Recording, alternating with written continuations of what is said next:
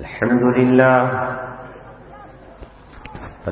لله نحمده ونستعينه ونستغفره ونؤمن به ونتوكل عليه ونعوذ بالله من شرور أنفسنا ومن سيئات أعمالنا من يهده الله فلا مضل له ومن يضلله فلا هادي له ونشهد أن لا إله إلا الله وحده لا شريك له ونشهد أن سيدنا محمدا عبده ورسوله أما بعد قال الله تبارك وتعالى في كتابه الكريم لقد كان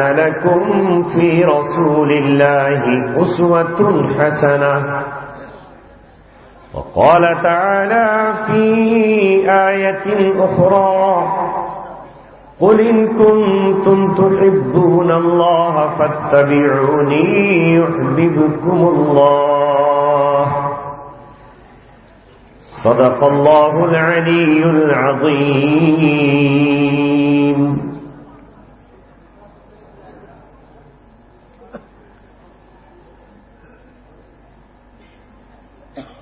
ایک نام مصطفیٰ ہے اگر ہو سکے نصیب، ایک نام مصطفیٰ ہے اگر ہو سکے نصیب، ورنہ دھرا ہی کیا ہے اس جہان خراب میں۔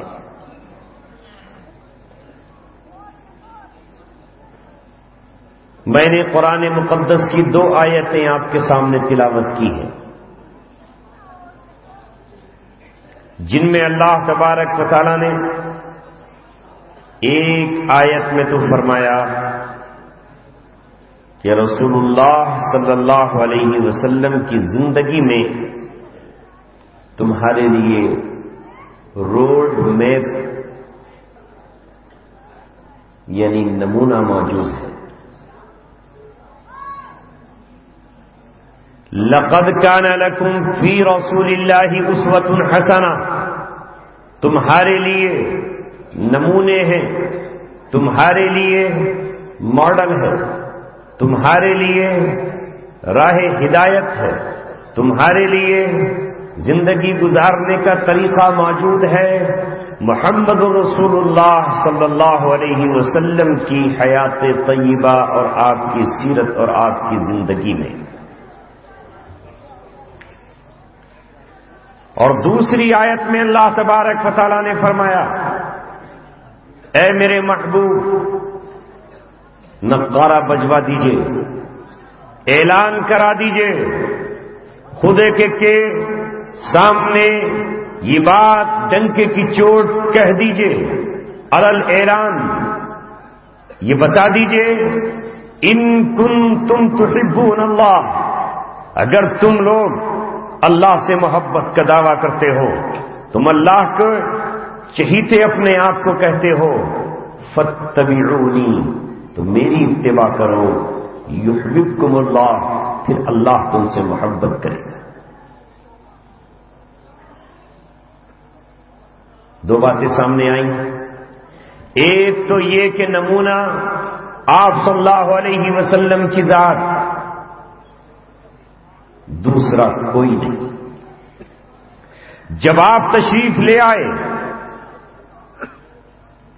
جب آپ مبعوث کر دیے گئے، جب آپ پر قرآن اتار دیا گیا تو اب تورات کی وہ حیثیت باقی نہیں رہی جو موسیٰ علیہ السلام کی زندگی میں تھی۔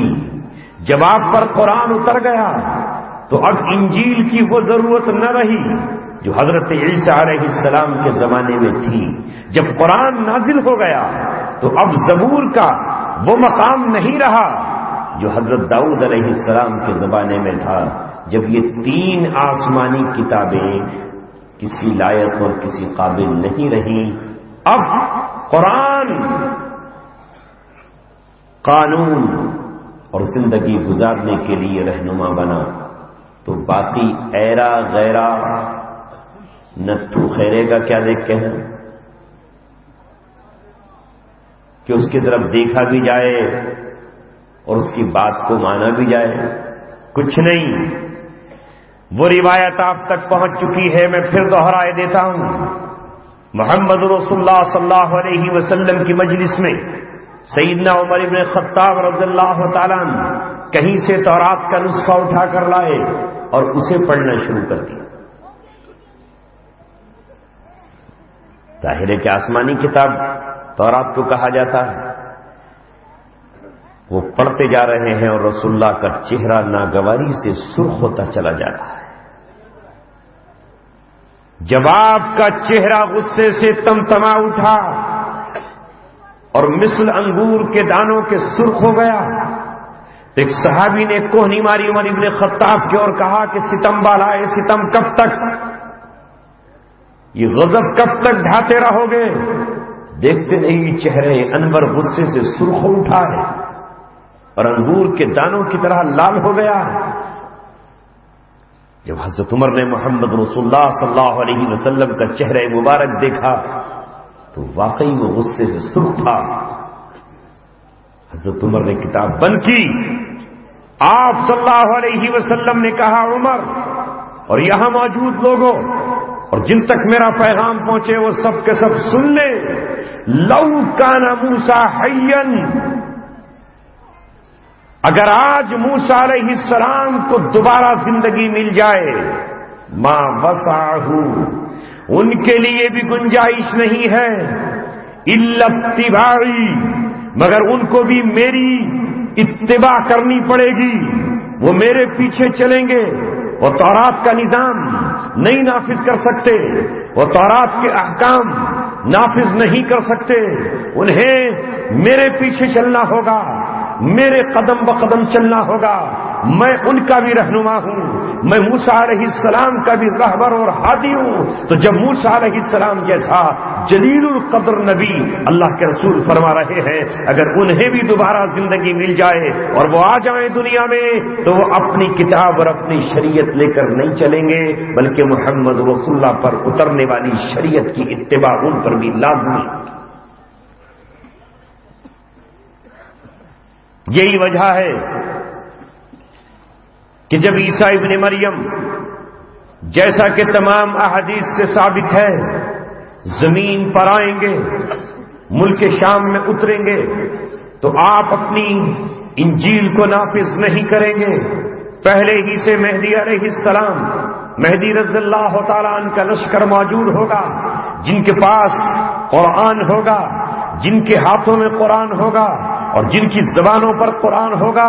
عیسیٰ علیہ السلام اپنے اس پرانے دین کو پیش نہیں کریں گے جو وہ اس زمانے میں پیش کرتے تھے، بلکہ وہ قرآن کو لے کر اللہ تبارک و تعالیٰ کے احکام پر چلیں گے بھی اور پوری امت کو چلائیں گے. اس لیے اللہ تبارک و تعالیٰ نے کہا کہ محمد رسول اللہ آپ کے آ جانے کے بعد جسے بھی اللہ سے محبت کا دعویٰ ہو وہ کس کی اتباع کرے؟ کس کی اتباع کرے؟ موہن چند کرم کی، موہن داس کرم چند کی، گرو نانک کی، گرو گوبند سنگھ کی، گوتم بدھ کی؟ وہ اللہ تبارک و تعالیٰ کے رسول کی اتباع کرے، اور جو محمد رسول اللہ کی اتباع نہ کرے وہ کافر ہے. ڈرو مت کہتے ہوئے کافر ہے. کہیں ڈر لگتا ہے، کہیں شرم لگتی ہے، کہیں خوف آتا ہے، کہیں دل دھڑکتا ہے. کون ہے وہ کافر ہے، چاہے اپنے آپ کو اہل کتاب کہتا ہو. لہذا یہودی جو اپنے آپ کو اہل کتاب کہتے تھے اور یہ دعویٰ تھا ان کا کہ جنتی ہم ہیں، اور یہ کہا کرتے تھے کہ جہنم تو ہمیں چھو نہیں سکتی، لن تمسنا النار الا ایاما معدودہ، ہمیں آگ نہیں چھوئے گی جہنم کی، کیونکہ ہم تو دین حق پر ہے۔ وہ اپنے آپ کو دین حق پہ سمجھ رہے تھے اور یہ کہتے تھے کہ ہم تو اللہ کے چہیتے ہیں، نحن ابناء اللہ واحباؤہ، ہم اللہ کے محبوب ہیں، ایسے محبوب جیسے بیٹا محبوب ہوتا ہے، اور اللہ کے ہم چاہنے والے ہیں۔ لیکن جب محمد رسول اللہ کو نہیں مانا تو ان کے یہ دعوے کھوکھلی دیوار ثابت ہوئے اور اللہ نے ان کی محبت ان کے منہ پہ لپیٹ کر مار دی۔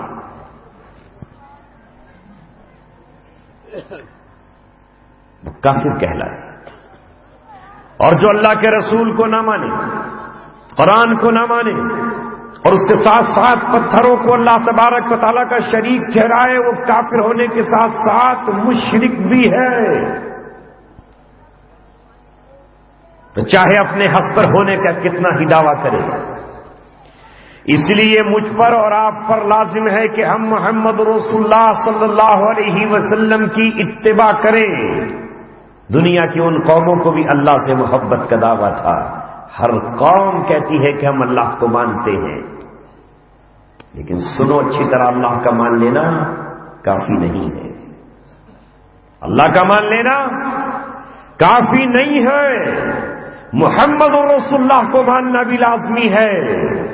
لا الہ الا اللہ اگر کوئی قوم کہے، جیسے ہمارے ملک میں آریہ سماج کے لوگ ہیں، وہ بھی مورتی پوجا نہیں کرتے، وہ بھی بتوں کو نہیں پوجتے، سکھ بھی بت کو نہیں پوجتے، وہ بھی ایک طرح سے توحید کے قائل ہیں، مگر وہ محمد رسول اللہ کو نہیں مانتے، وہ اپنے گرو کو مانتے ہیں، وہ اپنے پوروجوں کو مانتے ہیں، لہذا وہ مسلمان نہیں ہیں، ہرگز نہیں ہیں۔ لا الہ الا اللہ کا اقرار کافی نہیں ہے کہ کوئی معبود نہیں، صرف اللہ تبارک و تعالیٰ کے۔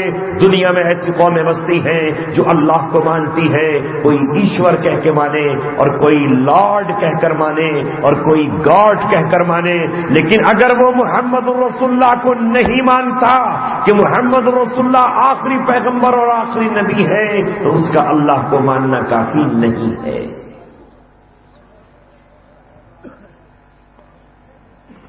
دونوں کو ماننا پڑے گا، اور خالی محمد رسول اللہ کو یہ ماننا کہ وہ اللہ کے رسول ہیں یہ بھی کافی نہیں ہے، یہ بھی کافی نہیں ہے۔ یوں تو دنیا کی دوسری قومیں یہ کہتی ہیں کہ ہاں محمد میسنجر ہیں، محمد پیغمبر ہیں، محمد اللہ کے رسول ہیں، مسلمان انہیں مانتے ہیں، وہ یہ مانے کہ ہاں وہ پیغمبر ہیں، لیکن ان کی بات نہ مانے، محمد رسول اللہ نے جو کرنے کو کہا ہے وہ نہ کرے، انہوں نے جو نکاح کا طریقہ بتایا ہے وہ اس کی زندگی میں نہ ہو، انہوں نے جو کھانے کا طریقہ حلال و حرام بتایا ہے وہ اس کی زندگی میں نہ ہو، انہوں نے جو عبادت کا طریقہ نماز کی شکل میں بتایا ہے وہ عبادت تو کرتا ہے مگر نماز نہیں پڑھتا، وہ نماز نہیں پڑھتا تو وہ مسلمان نہیں ہے، وہ جنت کا مستحق نہیں ہے، وہ حق پر نہیں ہے، وہ باطل ہے، کافر ہے۔ اسی لیے مسلمانوں پر بھی لازم ہے کہ وہ محمد رسول اللہ کو صرف یہ نہ مانے کہ اللہ کے رسول ہیں میں ان کے نہیں مانتا،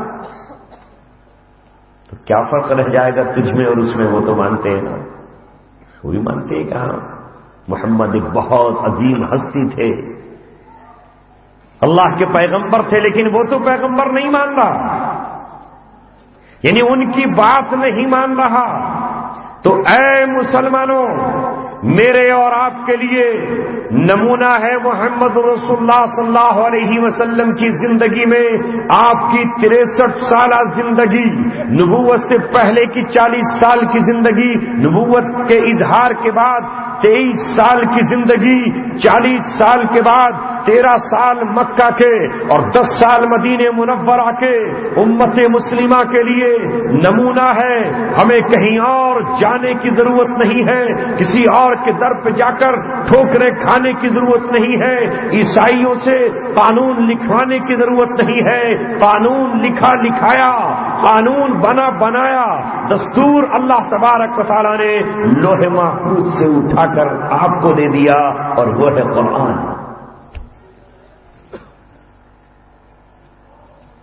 اب قرآن کی جو تشریح ہے جو قرآن کی ڈیٹیل تفصیل ہے وہ کیا ہے؟ وہ ہے احادیث، رسول اللہ کی سیرت اور صحابہ کی زندگی۔ قرآن اگر چلتا پھرتا آپ کو دیکھنا ہے تو ذات اقدس محمد صلی اللہ علیہ وسلم کو دیکھ لیجئے کہ قرآن نے کیا کہا وہ آپ نے کر کے دکھایا۔ لہذا ایک مسلمان کے لیے کسی اور کے دروازے پر جانے کی اجازت ہی نہیں ہے۔ وہ جو کچھ مانگے، وہ زندگی کیسے گزارے، محمد رسول اللہ صلی اللہ علیہ وسلم نے سب کچھ بتا دیا، کوئی کمی نہیں چھوڑی، کوئی کمی نہیں چھوڑی۔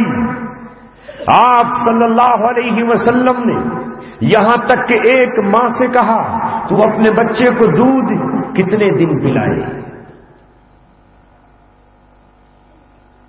سوئیے مت، سو تو رہے ہیں ہم۔ دنیائے محبت میں ہم شور مچائیں گے، سوتے ہوئے لوگوں کو نعروں سے جگائیں گے۔ میں رات کے لشکر سے اکیلا ہی لڑوں گا، سایہ بھی میرا ساتھ دینے سے انکار کرے گا۔ یہ فکر مجھے چین سے سونے نہیں دیتی، اب کون میری قوم کو بیدار کرے گا؟ اگر آپ سو گئے تو قوم کو جگائے گا کون؟ کون جگائے گا؟ ہندوستان میں جب انگریزوں کی آزادی سے، انگریزوں سے ملک آزاد کرانے کے لیے جد و جہد جاری تھی تو ایک مسلم لیڈر تھے اور ایک ہندوؤں کے لیڈر تھے۔ ایک شخص ہندو لیڈر کے پاس گیا، نام نہیں لوں گا، تو وہ شخص خراٹے لے کر، پیر پسار کر، چادر اوڑھ کر آرام سے سو رہا ہے۔ اور جب وہ مسلم لیڈر کے پاس گیا، اس زمانے کے لیڈر کی بات کر رہا ہوں، آج کے گیدڑ کی نہیں، اس زمانے کے لیڈر کی بات کر رہا ہوں۔ اب تو 100-150 سالوں میں بہت بڑا فرق آ گیا، اب لیڈر نہیں گیدڑ ہے۔ اب کہاں وہ ختم ہو گیا۔ تو یہ مسلم لیڈر رات کے 1:30-2 بجے جاگ رہے ہیں، فائل کو الٹ پلٹ کر رہے ہیں، اس فائل کو ادھر۔ اس شخص نے کہا میں ابھی فلاں صاحب کے پاس سے آ رہا ہوں، دروازہ کھٹکھٹایا، نہ کھلا، وہ تو آرام سے سو رہے ہیں، اور تمہیں کیا ہوا کہ تم اتنی دیر رات تک جاگ رہے ہو؟ تو قوم کے اس مسلم لیڈر نے جواب دیا ان کی پوری کی پوری قوم جاگ رہی ہے تو وہ آرام سے سو رہے ہیں، میری قوم سو رہی ہے اس لیے مجھے جاگنا پڑا، اس لیے مجھے جاگنا پڑ رہا ہے۔ آج علماء کے کاندھوں پر بہت بڑی ذمہ داری عائد ہوئی ہے، اس لیے کہ ملک کا منظرنامہ پچھلے سال 16 مئی اور پھر شپت گرہن کے دن 26 مئی سے بالکل بدل گیا۔ یہ ملک ان فاشسٹوں کے ہاتھ میں چلا گیا ہے جنہوں نے 100 سال سے منصوبے بنائے ہیں، نہ جانے کتنی چالیں زمین پر بیٹھ کر چلی ہیں، اور اب ملک کی باغ ڈور ان کے ہاتھ میں آئی ہے تو اس کے اثرات آپ دیکھ رہے ہیں، دیکھ رہے ہیں اور ابھی دیکھیں گے 2019 تک۔ ابھی تو آپ کو نوجوانوں آزمائش کی بھٹیوں سے گزرنا ہوگا۔ فکر ہے آج ہمیں ان معصوم بچوں کی جو اسکولوں میں پڑھ رہے ہیں، اور راجستھان کی حکومت نے اسی طرح دیگر صوبوں میں جہاں جہاں ان کی گورنمنٹ ہے انہوں نے یہ لازم قرار دے دیا ہے کہ جو بچہ اسکول میں آئے گا وہ سورج کے سامنے ہاتھ جوڑ کر کھڑا ہوگا، سورج کو نمسکار کہے گا اور سورج کو نمستے کہے گا، مطلب یہ ہے کہ سورج کی پرستش اور عبادت کرے گا۔ معاملہ یہی تک نہیں رہ گیا، حملہ ایمان پر ہونے والا ہے اور جبرن مسلمانوں کو مشرک بنانے کی کوشش کی جا رہی ہے. یا تو جاہل نہ ہو یا ان پڑھ نہ ہو، یہ تو ہلکا سا ٹریلر ہے، یہ تو چھوٹی سی ایک تصویر دکھائی گئی ہے. مقصد وہی ہے جو 1450 برس پہلے قرآن نے کہا تھا، قد بدت البغضاء من افواہہم، جو ان کے منہوں سے ظاہر ہو گیا ہے وہ تو بہت چھوٹی اور تھوڑی بات ہے. وما تخفی صدورہم اکبر، جو ان کے سینوں میں دفن ہے، جو ان کے سینوں میں چھپی ہوا ہے نفرت، جو ان کے سینوں میں چھپا ہوا ہے حسد، جو ان کے دلوں میں بھری ہوئی ہے دشمنی، جو ان کے دلوں میں بھرا ہوا ہے تم سے بغض و عداوت، وہ بہت بڑا ہے، تم اسے نہیں دیکھ پا رہے ہو. لہذا آج وقت آ گیا ہے کہ ہم اپنے بچوں کو جمع کریں، کالج کے نوجوانوں کو جمع کریں، اسٹوڈنٹ کو جمع کریں، پروفیسر اور ماسٹروں کو جمع کریں، وکیلوں اور ڈاکٹروں کو جمع کریں. بتاؤ کہ تم اسلام کا سودا کر دو گے، اسلام سے دستبردار ہو جاؤ گے، کس حال میں دنیا سے مرو گے. آج وہ وقت آ گیا ہے جس کی طرف قرآن نے اشارہ کیا ہے. وَوَصَّىٰ بِهَا إِبْرَاهِيمُ بَنِيهِ وَيَعْقُوبُ، کہ ابراہیم نے اور یعقوب نے اپنی اولادوں کو وصیت کی. وصیت کہتے ہیں موت کے وقت کی نصیحت کو. موت کے وقت کی کیا وصیت کی؟ یا بنی ان اللہ اصطفیٰ لکم الدین، اے میرے بیٹو، اللہ نے تمہارے لیے دین اسلام کو پسند کیا. ہمیں اللہ تبارک و تعالیٰ نے مسلمان بنایا. اللہ نے ہمارا نام اسلام اور دین کا نام ہمارے اسلام اور ہمارا مسلمان رکھا. تو ابراہیم کو اپنی اولادوں کی فکر ہوئی، یعقوب کو اپنی اولادوں کی فکر ہوئی علیہم السلام، اور انہوں نے اپنی اولاد کو جمع کر کے کہا ما تعبدون من بعدی، بتاؤ میرے بعد میں تو دنیا سے جا رہا ہوں، میری آنکھ جب بند ہوگی تو تم کس کی عبادت کرو گے؟ اولادوں نے کہا نعبد الہک و الہ آبائک، ہم آپ کے باپ دادا کے معبود کی عبادت کریں گے. الہا واحدہ، ایک معبود کی، شرک نہیں کریں گے. یہی وقت آ گیا آج ہم آپ سے وصیت کریں، ہم آپ کو نصیحت کریں. اگر یہ مرحلہ آ گیا اسکول میں کہ تمہارے تمام کلاس فیلو، تمہارے اسکول میں پڑھنے والے ٹیچر، تمہیں پڑھانے والی ماسٹرنیاں، تمہارا مینجمنٹ، تمہارا پرنسپل تم سے یہ کہے کہ اب سورج کے سامنے تمہیں ہاتھ جوڑنا ہے، تو کیا مسلمانوں کی اولاد اور مسلمانوں کا بیٹا سورج کی طرف ہاتھ جوڑ کر کھڑا ہو جائے اور سورج کو نمسکار کہے، سورج کو وہ پوجنے لگے؟ بلکہ اس وقت وہ اٹھ کھڑا ہو اور کھڑے ہو کر یہ کہے کہ میں ایسی تعلیم کو ٹھوکر مارتا ہوں، میں تمہاری تہذیب پہ لات مارتا ہوں، میرا دین، میرا اسلام، میرا قرآن، میری شریعت، میرا نبی شرک کی اجازت نہیں دیتا. لہذا آج کے بعد میں اس اسکول میں قدم نہیں رکھوں گا، چاہے پوری زندگی مجھے رکشہ چلانا پڑ جائے یا مجھے سڑک پہ ٹھیلا لگانا پڑ جائے، تمہاری اس مشرکانہ تعلیم کو لات مارتا ہوں. یہ مسلمان بچوں کو کوہرام مچانا ہوگا. دنیا محبت میں ہم شور مچائیں گے، سوتے ہوئے لوگوں کو نعروں سے جگائیں گے. لہذا سمجھدار بچے تو یہ کر لیں، لیکن وہ معصوم بچہ کیا کرے گا جس کی عمر 5 یا 6 سال کی ہے؟ ہائے وہ پیدائشی مومن ہے. کل مولود یولد علی فطرۃ، ہر بچہ اسلام کی فطرت پر پیدا ہوتا ہے. فَأَبَوَاهُ أَوْ يُحَوِّدَانِهِ أَوْ يُنَصِّرَانِهِ أَوْ يُمَجِّسَانِهِ، پھر اس کے ماں باپ اسے یہودی خود ہوتے ہیں تو بچے کو یہودی بنا دیتے ہیں، وہ عیسائی ہوتے ہیں تو اپنی اولاد کو بھی عیسائی بنا دیتے ہیں، وہ اگر بت پرست مشرک ہوتے ہیں تو وہ اپنی اولاد کو ویسا ہی بنا دیتے ہیں. بچہ تو ہر ایک فطرت صحیح اور فطرت اسلام پر پیدا ہوتا ہے. آج ان بچوں کے بچانے کی فکر ہے ایمان کی. جان بچانے والے تو ہیں لیکن اب کتنے ایمان بچانے والے ہیں. اب ان ڈاکوؤں کی پشت پر حکومت کھڑی ہو گئی. کل تک ڈاکوؤں کی حکومت نہ تھی، قاتلوں کی پشت پر پوری حکومت کا زور کھڑا ہو گیا، تمام تر انٹیلیجنس مجھ پر کھڑی ہوئی ہے۔ اس لیے بر صغیر میں بسنے والے مسلمانوں، تمہارے لیے اب ہر دن ایک نیا امتحان لے کر آئے گا، ہر صبح ایک نئی آزمائش کے ساتھ نمودار ہوگی، ہر شام تمہارا ایک نیا امتحان لیا جائے گا۔ لہذا یہ تمہیں طے کرنا ہے۔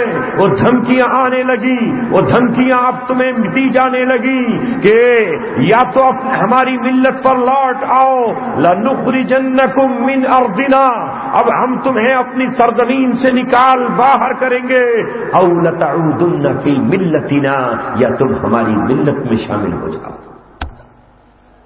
ملنے لگی دھمکیاں کہ نہیں؟ اب بھی مسلمان سویا ہوا ہے، اب بھی سویا ہوا ہے، اب بھی نہیں جاگ رہا، اب بھی اسے اتنا شور سنائی نہیں دے رہا۔ میڈیا، اخبارات، دیکھیے دنیا میں اسلام کے خلاف ہمیشہ طاقتیں آئیں، باطل نظریات آئے اور ان پر حکومتوں کی قوتیں اور طاقتیں تھیں، اسلام کو دبانے اور کچلنے کی کوششیں کی گئیں، انہیں شرک میں شامل کرنے کی کوششیں کی گئیں، مگر مسلمانوں نے ہر دور میں یہ اعلان کیا، صبغۃ اللہ ومن احسن من اللہ صبغہ ونحن له عابدون، ہم پر اللہ تبارک و تعالیٰ نے اپنا رنگ چڑھا دیا ہے، ہم اللہ کے رنگ میں رنگ گئے ہیں، لہذا اللہ کا رنگ دنیا کی کوئی طاقت نہیں اتار سکتی۔ مگر یہ کون مسلمان کہے گا جو اللہ کے رنگ میں رنگا ہوا ہو؟ وہی نا، کہاں رنگے ہوئے ہیں ہم؟ کہاں رنگے ہوئے ہیں؟ کیا حالات ہیں؟ اس لیے میں آپ حضرات سے اپیل کر رہا ہوں اور درخواست کر رہا ہوں، آج بہت بڑی ذمہ داری ہے، آپ کو سڑکوں پر بھی کہنا ہوگا، آپ کو عدالتوں میں کھڑے ہو کر کہنا ہوگا، اگر وقت آیا تو جسم کے ٹکڑے کرا کر، زمین پر خون بہا کر، اپنی گردنیں کٹا کر، اپنے نیزے اور خنجروں کا سینے سے استقبال کر کے یہ کہنا ہوگا کہ ہم سے اللہ تبارک و تعالیٰ نے کہا ہے، یا ایھا الذین آمنوا اتقوا اللہ حق تقاتہ، اے ایمان والو اللہ سے ایسا ڈرو جیسا کہ ڈرنے کا حق ہے، ولا تموتن الا وانتم مسلمون، تمہیں موت نہیں آنی چاہیے مگر اس حال میں کہ تم مسلمان ہو، تم سے اسلام چھیننے کی کوشش کی جائے گی، تم سے ایمان چھیننے کی کوشش کی جائے گی، تمہیں بت پرستی کے رنگ میں رنگنے کی زور دیا جائے گا، مگر تم یہ کہہ دینا کہ جب تک زندہ رہیں گے، ایمان کی حالت پر زندہ رہیں گے، ہم موت سے نہیں ڈرتے، ہم زندگی سے محبت نہیں کرتے۔ زندگی سے محبت تو اس لیے ہے کہ اللہ تبارک و تعالیٰ نے ہمیں خودکشی کا حکم نہیں دیا۔ یہ کہنا پڑے گا، نہ جانے کون اس کے لیے قربانی کے لیے قبول کر لیا جائے۔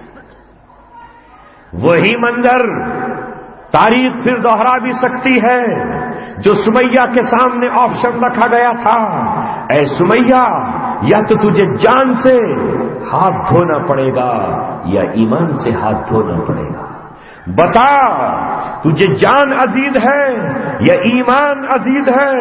مسلمانوں تمہاری اس بوڑھی ماں نے جس کے ہاتھ کپ کپاتے تھے، جس کے چہرے پر جھریاں پڑی ہوئی تھی، جس کے ہونٹوں سے کپ کپاہٹ جاری تھی، دانت اکھڑ چکے تھے، گھٹنے کمزور تھے، بازو مقابلے کی طاقت نہیں رکھتے تھے، اس ماں سے کہا گیا، او بڑھیا تو بہت لا الہ الا اللہ کا اقرار کرتی ہے، او بوڑھی عورت تو محمد الرسول اللہ سے وفاداری نبھاتی ہے۔ ابو جہل ظلم اور قوت کا نشان بن کر آیا اور اپنے ساتھیوں کو لا کر اس نے حضرت سمیہ کے خلاف یہ کہا، آج پورے اہل مکہ کو میں موت کا پیغام سمیہ کی شکل میں بھیجنا چاہتا ہوں۔ حضرت سمیہ کو پکڑ لیا گیا، مگر یہ امتحان کا مرحلہ تھا کہ کوئی کچھ نہیں کر سکتا تھا۔ حضرت سمیہ کے ہاتھ اور پیر باندھ دیے گئے، ادھر گھوڑے بندھے ہوئے ہیں، ادھر ایک گھوڑے کے ساتھ سمیہ کا پیر، دوسرے گھوڑے کے ساتھ سمیہ کا پیر، اور طاقتور گھڑ سوار نے جب اپنے گھوڑے کو دوڑایا تو حضرت سمیہ کی ٹانگیں چک چک کرنے لگی اور جسم دو ٹکڑوں میں چیر کر ایک دھڑ ادھر گرا، دوسرا دھڑ ادھر گرا۔ ابو جہل نے نازک مقام پر برچھا مار کر اپنی بزدلی کا، اپنی بے حیائی کا، اپنی بے غیرتی کا، اپنے کمینے پن کا ثبوت دیا اور یہ بتایا کہ باطل بزدل ہوا کرتا ہے، کمینہ ہوا کرتا ہے، گھٹیا ہوا کرتا ہے، کائر ہوا کرتا ہے، وہ عورتوں پہ ہاتھ اٹھاتا ہے، وہ بوڑھوں پہ ہاتھ اٹھاتا ہے۔ رب کعبہ کی قسم، ابو جہل اگر دلیر ہوتا تو بوڑھی سمیہ کو نہ مارتا، اگر دلیر ہوتا تو عمر ابن خطاب سے ہاتھ پڑاتا، اگر وہ دلیر ہوتا تو حضرت حمزہ کا مقابلہ کرتا، اگر وہ دلیر ہوتا تو محمد رسول اللہ کا مقابلہ کرتا، اگر وہ دلیر ہوتا تو علی مرتضیٰ سے تلوار چلاتا، اگر وہ دلیر ہوتا تو وہ ابو بکر صدیق پہ حملہ کرتا، اگر وہ دلیر ہوتا تو عثمان غنی پہ حملہ کرتا، اگر وہ دلیر ہوتا، اگر وہ دلیر ہوتا تو زید بن ارقم پہ حملہ آور ہوتا۔ نہیں، اس لیے کہ ان سب کے خاندان تھے، وہ اسے چھٹی کا دودھ یاد دلاتے تھے۔ اس نے حملہ کیا تو کمزور عورت پہ حملہ کیا جو باندی تھی، جس کا شوہر غلام تھا اور جس کا بیٹا ایک باندی کا بیٹا تھا۔ یہ ہے باطل کی، کفر کی، شرک کی فطرت۔ وہ کمزوروں پہ حملہ کرتا ہے، طاقتوروں سے ہاتھ نہیں ملاتا۔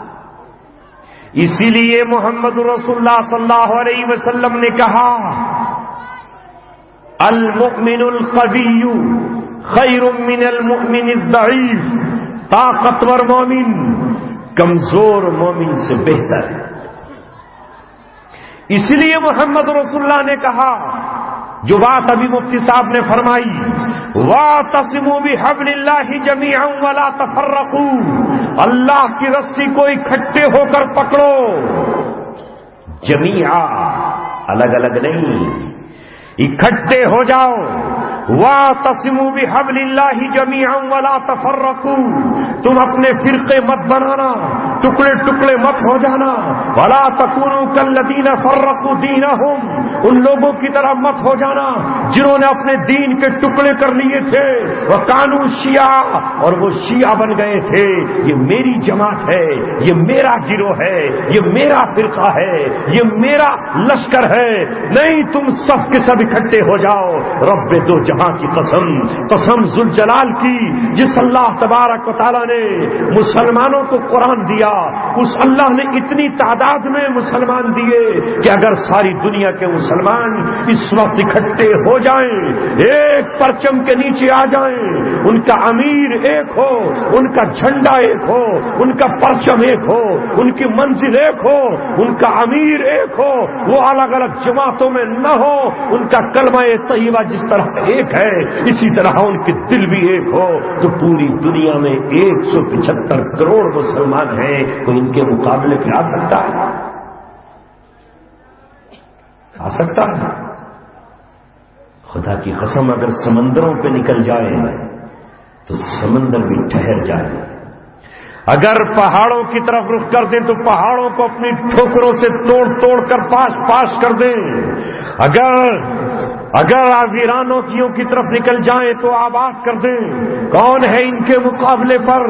مگر یہ امت مسلمہ اپنی طاقت نہیں بنانا چاہتی۔ کون کہتا ہے کہ مسلمانوں کے پاس طاقت نہیں ہے؟ طاقت ہے ان کے پاس، ان کے پاس بھی میزائل ہیں، مسلمانوں کے پاس بھی، مسلمانوں کے پاس بھی بم برسانے والے ہوائی جہاز ہیں، جیٹ طیارے ہیں، امریکہ سے خریدے ہوئے بھی بمبار طیارے ہیں، F-16 اس کے پاس ہیں، مسلمان حکومتوں کے پاس بھی میزائل ہیں، ان کے پاس بھی لانچر اور راکٹ لانچر موجود ہیں، بلکہ بات تو ایسا ہے جس کے پاس ایٹم بم تک موجود ہے، مگر یہ ایٹم بم مسلمانوں کے دشمنوں کے خلاف استعمال نہیں ہو رہے، یہ ان کے حق میں استعمال ہو رہے ہیں۔ یہ کاندھے مسلمانوں کے ہیں، بندوق عیسائیوں کی ہے، سر مسلمانوں کے ہیں اور سوار اس پر اللہ تبارک و تعالیٰ کے دشمن ہیں۔ اس لیے آج یہ جرأت ہو رہی ہے کہ وہ لوگ یہ کہیں کہ اسلام چھوڑ دو، ورنہ نہیں چھوڑو گے تو جبرن چھڑایا جائے گا۔ سورج کو دیوتا مانو، نہیں مانیں گے۔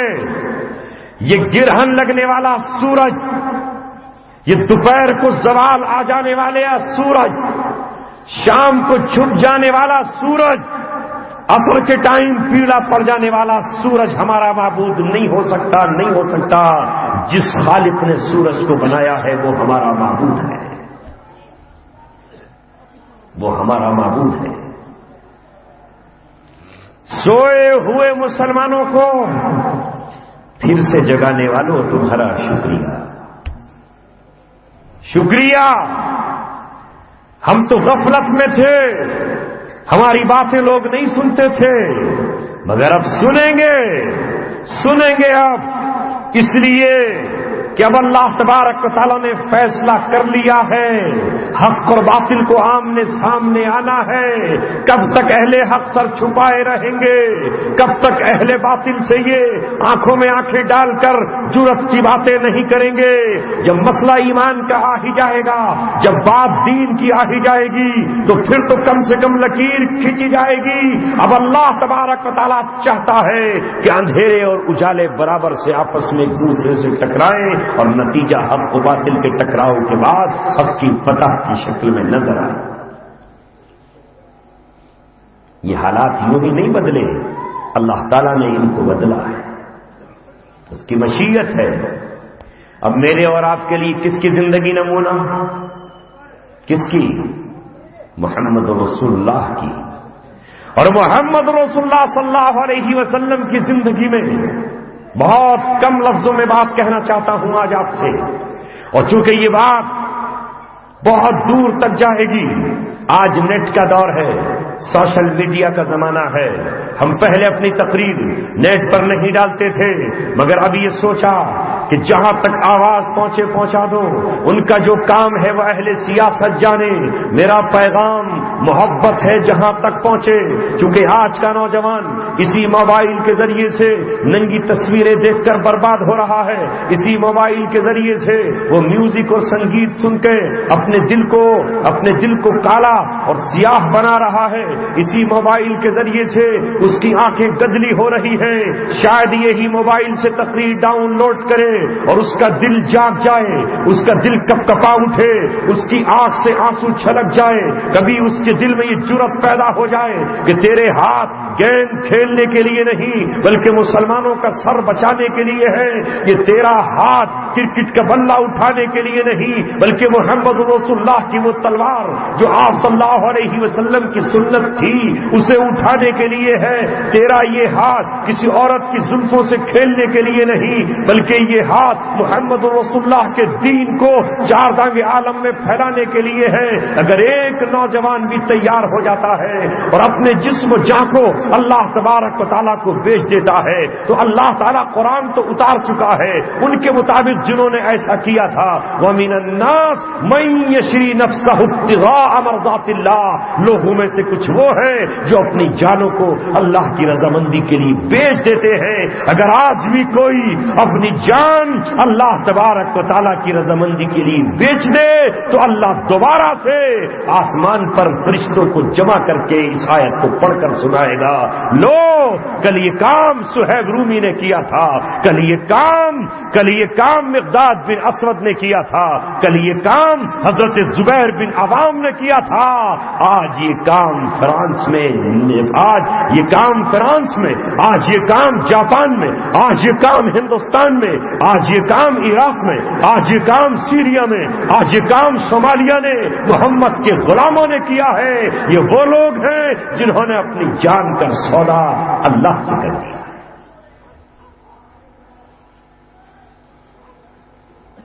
جاگ مسلمان، جاگ ذرا، جاگیے اور اللہ تبارک و تعالی سے لو لگا کر اپنے اسلام پر جم جائیے، قائم رہیے۔ زندگی نمونہ ہے محمد رسول اللہ کی، سے دہرا رہا ہوں بار بار تاکہ آپ کے دماغ میں بیٹھ جائے۔ محمد رسول اللہ کی زندگی میں اگر مسجد نبوی کی امامت ہے کہ آپ مسجد میں کھڑے ہو کر نمازیوں کی صفوں کو سیدھا کراتے ہیں، کبھی آپ کے ہاتھ میں چھڑی ہوتی ہے، کوئی آگے کھڑا ہوتا ہے تو چھڑی اس کے پیٹ پہ لگا کے اسے پیچھا کرتے ہیں اور اعلان کرتے ہیں صفوا صفوفکم، اپنی صفوں کو سیدھا کر لو، صفوا صفوفکم، اپنی صفوں کو سیدھا کر لو، فإن تصفیۃ الصفوف من اقامت الصلاۃ، صفوں کا سیدھا کرنا نماز کا قائم کرنا ہے۔ کبھی آپ کہتے ہیں صفوں کو سیدھا کر لو، وسد الخلل، اور بیچ کے خلل کو پر کر لو۔ کبھی مسجد نبوی میں صف لگوا رہے ہیں تو کبھی میدان جنگ بدر میں محمد رسول اللہ مجاہدین کی صفیں دشمنوں کے مقابلے پر سیدھی کرا رہے ہیں۔ یہ بھی آپ کی سیرت ہے یا نہیں؟ ہے کہ نہیں؟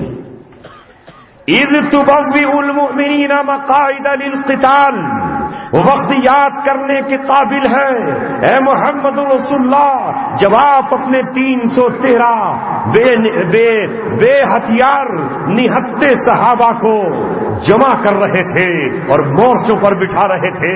تمہیں یہاں کھڑا ہونا ہے، اے علی تمہیں اس مقام پر کھڑا ہونا ہے، اے عثمان تم تو گھر رہ گئے ہو، تمہیں بیوی کی تیمارداری کرنی ہے، لیکن اے عمر تمہیں اس مقام پر کھڑا ہونا ہے۔ 313 کو آپ کہاں کھڑا کر رہے تھے؟ مقاعد للصلاۃ، نماز کے لیے نہیں، مقاعد للقتال، آج کفر کی طاقت سے مقابلہ کرنا ہے۔ اگر آگے بڑھے تو پیچھے نہیں ہٹنا ہے، یہ بتا دینا ہے کہ محمد رسول اللہ کے شیر، محمد رسول اللہ کے غلام، محمد کے دیوانے احد پہاڑ سے زیادہ مضبوط ہے، یہ سرا پہاڑ سے زیادہ سخت ہے، یہ جبل عمر سے زیادہ مضبوط ہے، انہیں کوئی کرین توڑ نہیں سکتی، کوئی بلڈوزر انہیں پیچھے نہیں ہٹا سکتا۔ یہ وہ محمد رسول اللہ کے دیوانے ہیں جنہیں تیر اور نیزے ان کے مقام سے نہیں ہٹا سکتے۔ اذ تبوئ المؤمنین مقاعد للقتال، جب آپ مورچوں پر صحابہ کو بٹھا رہے تھے وہ وقت یاد کرنے کے قابل ہے۔ تو محمد رسول اللہ پر جو سورت اتری، جس سورت کا نام ہے سورہ صف، اب آپ صرف مسجد کی صفوں کو تو جانتے ہو، مسجد کی چٹائی کو تو جانتے ہو کہ یہ رسول اللہ کی زندگی میں ہے۔ رسول اللہ کی زندگی میں وہ صف بھی ہے جو کبھی احد میں قائم کی گئی، وہ صف بھی ہے جو احزاب میں خندق کے کناروں پر صفیں بنائی گئی، وہ صف بھی ہے جو حنین میں رسول اللہ صلی اللہ علیہ وسلم کے چاروں طرف بنائی گئی آپ کی حفاظت کے لیے، وہ صف بھی ہے جو صف محمد رسول اللہ کی حنین اور تبوک میں بنائی گئی۔ اس صف پر اللہ تبارک و تعالیٰ نے کہا، یہ صورت آئی اسی بات کو بتانے کے لیے ہے، ان اللہ یحب الذین یقاتلون فی سبیلہ صفا کأنہم بنیان مرصوص۔ اللہ تبارک و تعالیٰ ان لوگوں سے محبت کرتا ہے، کن سے؟ ان اللہ یحب الذین یقاتلون، جو اللہ تبارک و تعالیٰ کی راہ میں قتال کرتے ہیں، ہیں کس طرح کرتے ہیں، صفے بنا کر کرتے ہیں، کأنہم بنیان مرصوص، اس طرح کہ وہ سیسا پلائی ہوئی دیوار ہے، ان کی انسانوں کی دیوار کو دنیا کی توپیں توڑ نہیں سکتی۔ یہ سیرت ہے کہ نہیں ہے؟ مگر آج نہیں ہے، آج تو نہیں ہے۔ جو مسجد کی طرف بلائے، جو مسجد کی طرف دعوت دے، وہ نبی والا کام کرتا ہے، اور جو باطل کی طرف بلائے، باطل سے لڑنے کے لیے بلائے، وہ نبی کی سنت پہ نہیں چل رہا، وہ چل رہا ہے۔ ایک طرف تم، میں اور ہم ہیں جو مسجد میں صفے بنا رہے ہیں، اور ایک طرف اس وقت تکریت کی سرزمین پر، سرزمین عراق پر محمد رسول اللہ کے وہ دیوانے ہیں جنہوں نے ابھی صف بنا کر دکھائی۔ ایران کا شیعہ رافضی ان کے مقابلے پر آیا، اپنے آقا اور اپنے مولا جو اس کا مولا امریکہ اور اسرائیل یہودی ہے، اس سے کہا تم ہوائی بمباری کرو، تمہارے طیارے بم برسا رہے ہو، ادھر تمہاری گاڑیاں لے کر ہم آگے بڑھ رہے ہو، ہمیں تکریت پتہ کرنا ہے اور دنیا کو بتانا ہے کہ محمد رسول اللہ کے غلاموں سے یہودیوں کے ایجنٹ نے تکریت شہر چھین لیا ہے۔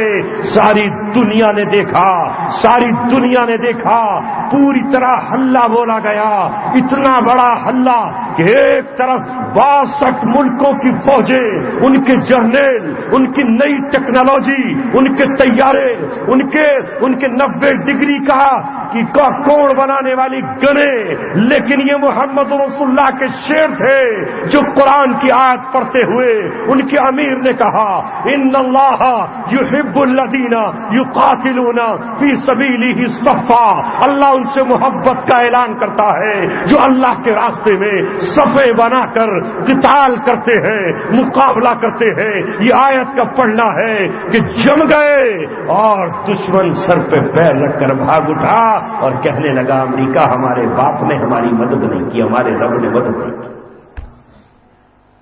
ان سے بھی اللہ محبت کا اعلان کر رہا ہے جن سے تمہارے دلوں میں نفرت ہے۔ رسول اللہ کے نقش قدم پر چلنے والے آج چونکہ باطل کے ہاتھ میں میڈیا ہے، کنٹرول ہے، اخبارات ہیں، وہ جو کہہ دے،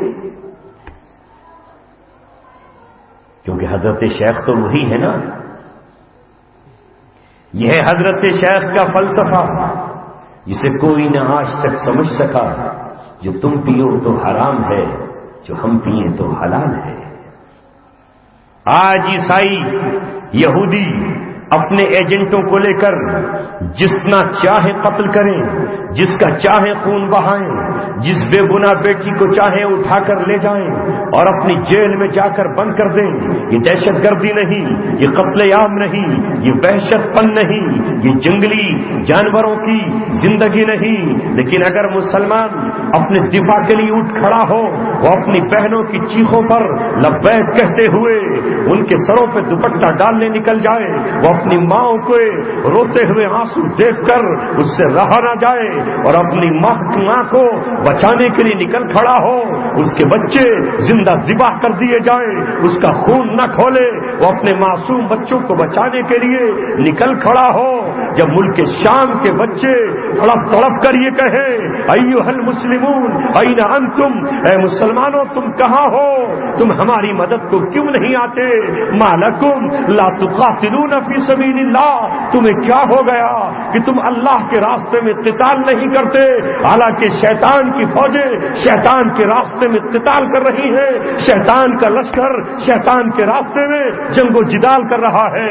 ہم گھیر لیے گئے، ہماری مائیں ہم سے چھین کر لوہے کے پنجروں میں بند کر دی گئی، ہم بھوکے تڑپ رہے ہیں، ہمیں کوئی پانی دینے والا نہیں، ہمارے جسم بارود سے چل رہے ہیں، کوئی مرہم دینے والا نہیں، ہمارے ہمارے ہاتھ کٹ چکے ہیں، کوئی پٹی باندھنے والا نہیں، ہمارے پیٹ پھٹ چکے ہیں، کوئی ہمارا آپریشن کرنے والا نہیں، ہمارے جسموں میں گولیاں اندر داخل ہو چکی ہے، کوئی آپریشن کر کے ڈاکٹر نکالنے والا نہیں، ہمارے گھر ڈھہ چکے ہیں، ملبوں کے نیچے ہمارے جسم دبے پڑے ہیں، کوئی کرین ہمیں ملبے کے نیچے سے نکالنے والی نہیں۔ جب اہل شام اور اہل فلسطین اور اہل عراق نے ساری دنیا کو آواز دی تو چند دیوانوں نے سرحدیں توڑ کر اپنی کشتیاں پھر سے سمندر میں ڈال کر اور پرندے بن کر طیاروں سے اڑ کر جب اس سرزمین پر پہنچے تو دل پہ ہاتھ رکھو، مسلمانوں دل پہ ہاتھ رکھو،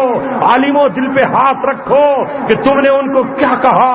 وہ ہجرت کر کے آئے، مظلوم بھائیوں کی مدد کرنے کے لیے، وہ نصرت کرنے کے لیے آئے، اپنے بھائیوں کے ساتھ اپنا دامن وابستہ کرنے کے لیے، تو دنیا نے کہا کہ یہ آتنکوادی اور دہشت گرد ہے۔ یعنی اب مہاجروں کو آتنکوادی کہا جاتا ہے، تم بھی کہتے ہو ہاں ہاں ہاں ہاں ہاں۔ یہ ہے اپنی سرزمین کے لیے لڑنے والا آتنکوادی نہیں، سوتنترتا سینانی ہوتا ہے، مجاہد آزادی ہوتا ہے۔ سمجھو ہندوستان میں بسنے والوں، تمہارے نکاح کے وقت جو قاضی صاحب نے آیت پڑھی تھی، اس میں اللہ تعالیٰ نے کہا ہے یا ایھا الذین آمنوا اتقوا اللہ وقولوا قولا سدیدا، اللہ سے ڈرو اور سچی اور صحیح بات کہو زبان سے، قولا سدیدا، درست بات کہو، کسی سے ڈر کر اخبار کی سرخیوں میں غلط بیانی مت کرو، دن کو دن کہو، رات کو رات کہو، حق کو حق کہو، ظالم کو ظالم کہو۔ کیوں نہیں کہتے کہ سب سے بڑا دہشت گرد اور سب سے بڑا آتنکوادی، سب سے بڑا خونخوار، انسانوں کا خون پی لینے والا امریکہ ہے، جو امریکہ کے یار ہیں وہ انسانیت کے غدار ہے۔ کیوں نہیں کہتے کہ دنیا کا سب سے بڑا دہشت گرد وہ ہے؟ اہل عراق دہشت گرد نہیں ہے، عراقیوں نے کوئی پتھر امریکہ کی سرحد پہ نہیں پھینکا، عراقیوں نے کوئی حملہ امریکہ کی سرزمین پر نہیں کیا، عراقیوں نے کوئی تماچا 1990 سے پہلے کسی امریکہ کے نہیں مارا۔ تو اہل عراق جن کو تباہ و برباد کر دیا گیا، جنہیں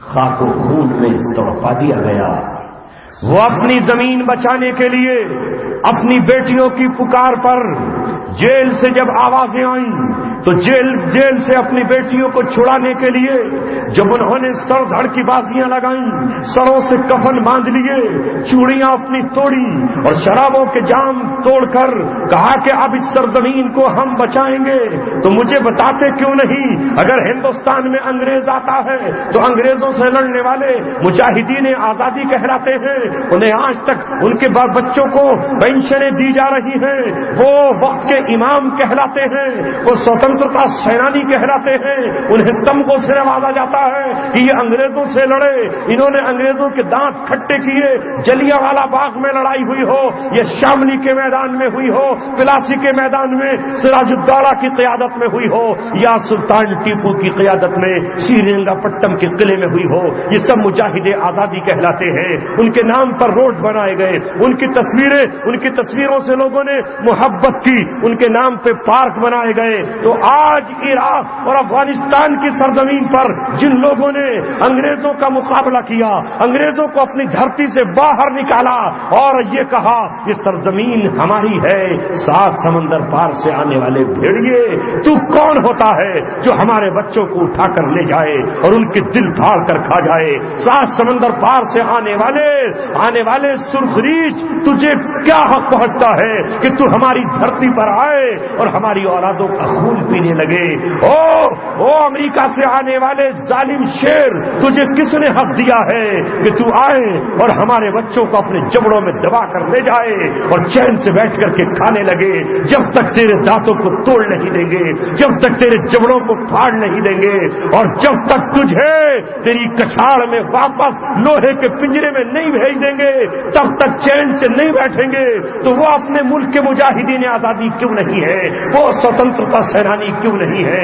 اسلام کی روح سے وہ مجاہدین کیوں نہیں ہے؟ کیوں نہیں؟ یہی کہو تو جرم ہے، یہی کہو تو جرم ہے۔ کہتے ہو نہیں، وہ تو مسلمان بھی نہیں ہے۔ اللہ اکبر، مسلمان بھی آپ کو نظر نہیں آ رہے؟ ارے یہ مسلمان ہی ہیں جو دنیا کی سپر پاور طاقت سے لڑے۔ یہ اللہ تبارک و تعالیٰ کے وہ بندے ہیں جنہوں نے اپنی جانوں کا نذرانہ دے کر، جنہوں نے اپنی خون کی قیمتی قربانی دے کر اللہ تبارک و تعالیٰ کی نصرت کو زمین پر اتار لیا، اللہ تبارک و تعالیٰ کی مدد کو زمین پر کھینچ لیا اور ثابت کر دیا۔ اے مولا، اب ہم جھنجھوڑ دیے گئے، وہ وقت آ گیا جو نبیوں کے زمانے میں آیا ہوا ہے۔ مستہم الباسا، ان پر جنگیں مسلط کر دی گئی، مستہم الباسا والضراء، اور انہیں تکلیفوں نے گھیر لیا۔ اے مولا، روزی کے دروازے ہم پہ بند کر دیے گئے، ہمارا نہ مال لیا جا رہا، نہ ہمارا مال بیچا جانے دیا جا رہا، نہ خریدا جانے دیا جا رہا، ہمارے سارے ہتھیار سمندر میں ڈبو دیے گئے، ہم پر تو چاروں طرف سے ظلم و ستم کے پہاڑ توڑ دیے گئے، ہماری مسجدوں کو ڈھا دیا گیا، ہمارے مسجدوں کو بلڈوزر سے تہس نہس کر دیا گیا۔ مستہم الباساء والضراء والزلزلوا، اے مولا ہم جھنجھوڑ دیے گئے، زلزلے آ گئے۔ ومتى نصر اللہ، تیری مدد کب آئے گی؟ جب یہ حالات پیدا ہوئے، پچھلے انبیاء کی زبان پر جب یہ کلمہ آیا، ان کے صحابہ کی زبان پر یہ لفظ آیا، متى نصر اللہ، تیری مدد اگر اب نہیں آئی تو پھر کب آئے گی؟ اے مولا اب ہم تیری مدد کے مستحق ہو چکے ہیں، خون اتنا ہم نے بہا دیا ہے کہ یہ خون اگر کھیت کے کسی پیڑ کو مل جاتا تو وہ بھی ہرا بھرا ہوتا، لیکن اے مولا خون پانی کی طرح بہا ہے، تو اب اسلام کے خون سے اسلام کے چمن کو سیراب کر دے۔ اللہ نے ان کے برابر میں کھڑے ہو کر کہا، الا ان نصر اللہ قریب، خبردار اللہ کی مدد قریب ہے۔ اگر اللہ کی مدد نہ ہوتی تو وہ ٹک جاتے،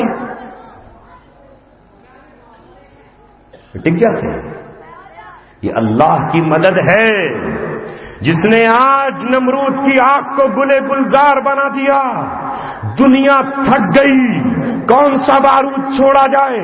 دنیا تھک گئی، کون سے میزائل سے انہیں ختم کیا جائے؟ دنیا تھک گئی، کون سا ہتھیار ان پہ استعمال کیا جائے؟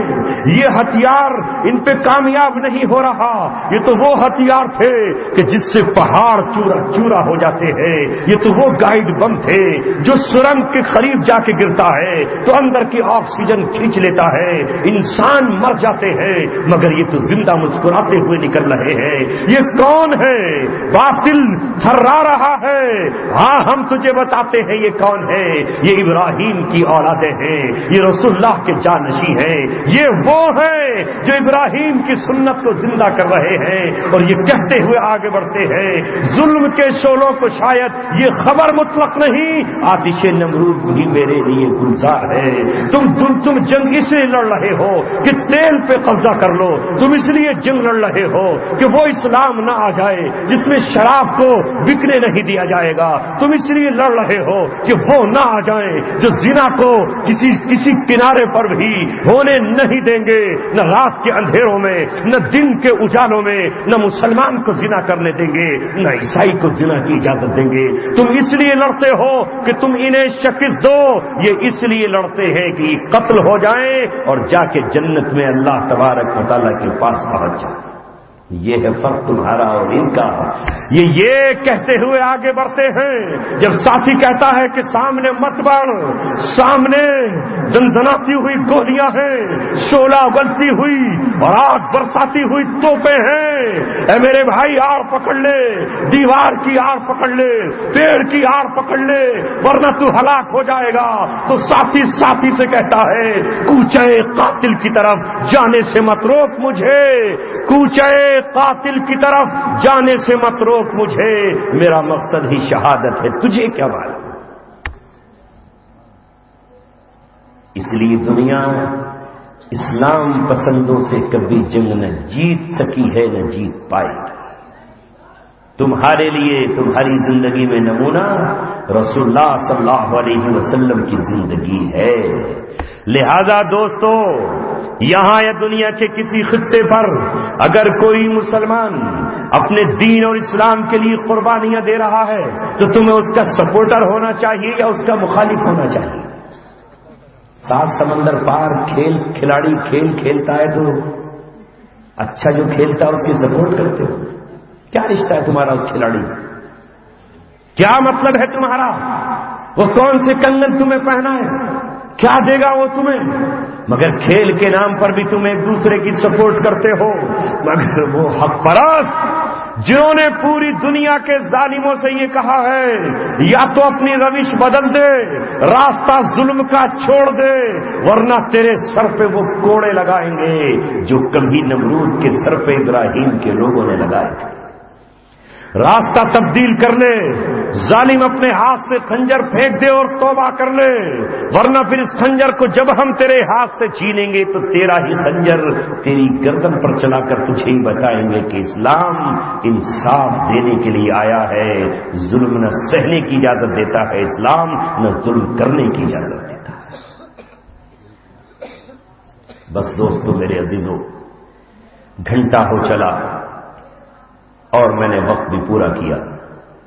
لاؤڈ اسپیکر بیچارہ اتنا تھک گیا کہ کبھی لڑکھڑاتا ہے بوڑھے کی طرح، زور سے بولو تو یہ ہو جاتا ہے، اور ایسے ہی لاؤڈ اسپیکر پھر ہمارے لیے بھی وبال جان بن جاتے ہیں، کیونکہ بیچارے تھکے ہوئے ہوتے ہیں، ان پر اتنے گانے گائے جاتے ہیں کہ یہ تھک جاتے ہیں۔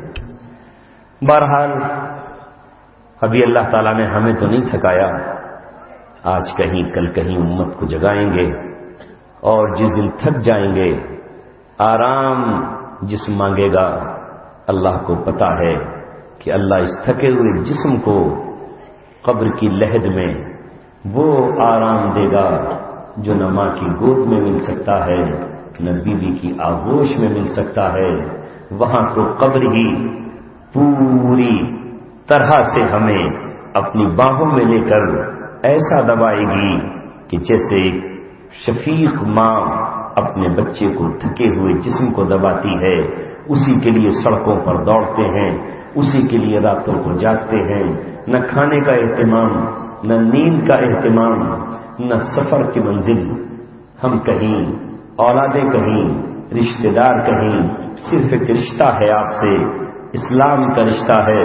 یہ اللہ نے اس زبان کو بولنے کے لیے حکم دے دیا، دل کو کہنے کا حکم دے دیا، تو آپ کے بیچ آتے ہیں اور اس اسلامی رشتے کی بنیاد پر یہ امید کرتے ہیں کہ آپ ہماری باتوں پر کم از کم غور کریں گے، اور دنیا بھر میں جہاں کہیں بھی سوتنترتا سینانی ہیں، چاہے وہ سوتنترتا سینانی اس ہندوستان کے 1857 سے پہلے اور بعد کے ہوں، یا آج شام، عراق، صومالیہ، یمن، مصر، وہاں کے سوتنترتا سینانی ہوں، سب کو ایک نظروں سے دیکھو، سب کو ایک نگاہ سے دیکھو، یہ الٹی سیدھی باتیں مت کرو۔ اللہ تبارک و تعالی مجھے اور آپ کو عمل کی توفیق عطا فرمائے۔ وآخر دعوانا الحمد للہ رب العالمین۔